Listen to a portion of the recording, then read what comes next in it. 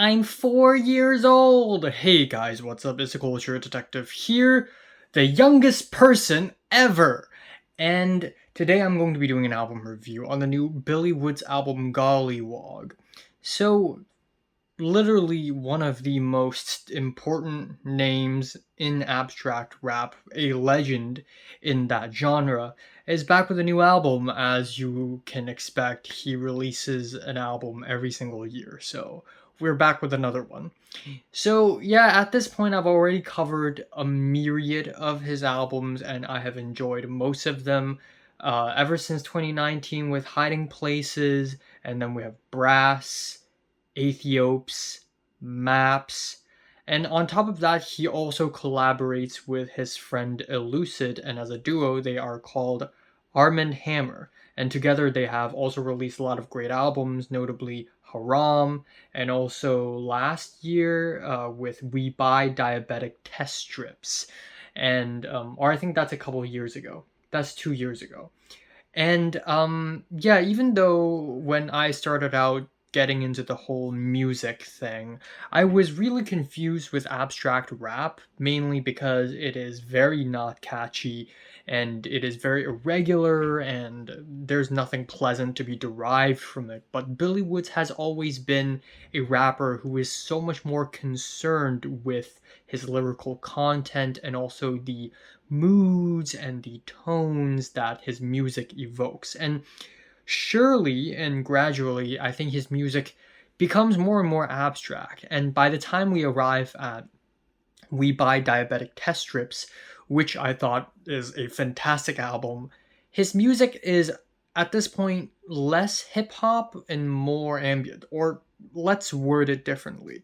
It's still very much hip hop, but he's taken it to such, him and Elucid have taken it in such a hauntingly weird and experimental level to the point where it's basically avant-garde ambient at the same time. So going into Golliwog, a lot of the tracks here sound like avant-garde ambient music.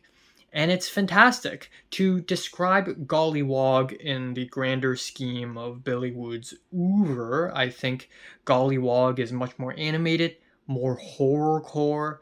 The songs on this album, despite the cute doll on the cover, maybe not cute, I don't know. Um, it's quite horrifying. The music on this album is freaking scary and also less jazzy.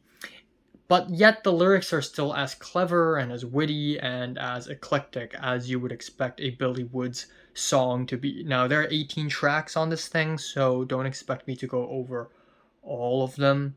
But album opener, Jump Scare. We starts off with a film projector turning on, music box. Very interesting intro. I think the rest of the track is okay, but I really love the lyrics. It's a great tone setter. Lyrically, he talks about how this song is about a mine in Africa and colonialism. I love the line, the English language is violence. Then we have Star 87 with its smoky guitar licks and drony, bubbly effects. The bubbly effects are so strong. I feel like I've just entered some weird room where time and space had ceased to exist. The track Misery is about a toxic relationship with someone who seems to be a vampire. And then we have Black Christmas, which has a lot of intricate, chopped up movie soundtrack magic that I just can't explain. And then lyrically, it's about a family and how their landlord is trying to kick them out. But something so lighthearted is immediately slapped with something so dark on the next track, Waterproof Mascara. Holy shit. This song is so haunting, it makes my toes curl. We have ghostly singing over chilling pianos, but then we are served with sounds of a woman crying. And not just crying, but also crying but chopped up. There's something so real but unreal at the same time. And then the story of the song goes Billy Woods recall his childhood in Zimbabwe and how his mother and his father sort of lived, and I think one of them passed away in the song, and how he came to the USA. Just a very haunting track. Then, yeah, the second verse opens off with, "Sometimes it's all you can do not to do it like Sylvia Plath." Counterclockwise, it's a very low-key instrumental, as expected of The Alchemist, who is featured on this track, but even more low-key by his standards. We also have lyrics about sleep deprivation, drugs, and the CIA. Corinthians features LP of Run the Jewels fame, and we have these layers of buzzy keyboards that has a sci-fi dystopian edge to it. And then we have these biblical references as well, which is just absolutely crazy. Pitchforks and halos. We have compressed xylophone keyboards, bellowing horns, and then we have these swishing sounds that just kind of like this transportive sound that really takes me to another dimension. I feel like I've heard the sound already in Haram before.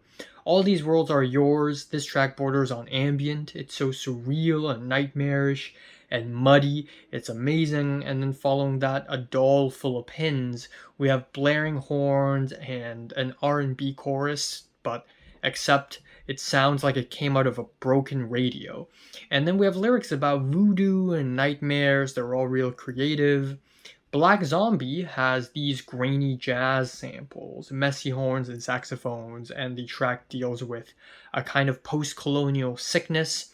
Lead Paint Test is a very ethereal track about going home, returning, and then, as if that isn't ethereal enough, we have the final track on the album, Dislocated, which is even more airy. The beat is literally irregular. It's 4/4, it's 3/4, it's 6/8. At some point, it doesn't even matter. The beat is just random. It basically isn't hip hop anymore, but the song wraps it up so well with these swelling strings. So yeah, this is really good. I think I like this even more than Maps. Yeah, this is not for everyone, and it is a very disjointed project, and there are some duds here and there, but I think overall, just the atmosphere that this album evokes is just immaculate, and I am giving Billy Woods with Golliwog an 8 out of 10. So, have you listened to Billy Woods? Comments below, let me know if you want more, and thanks for watching.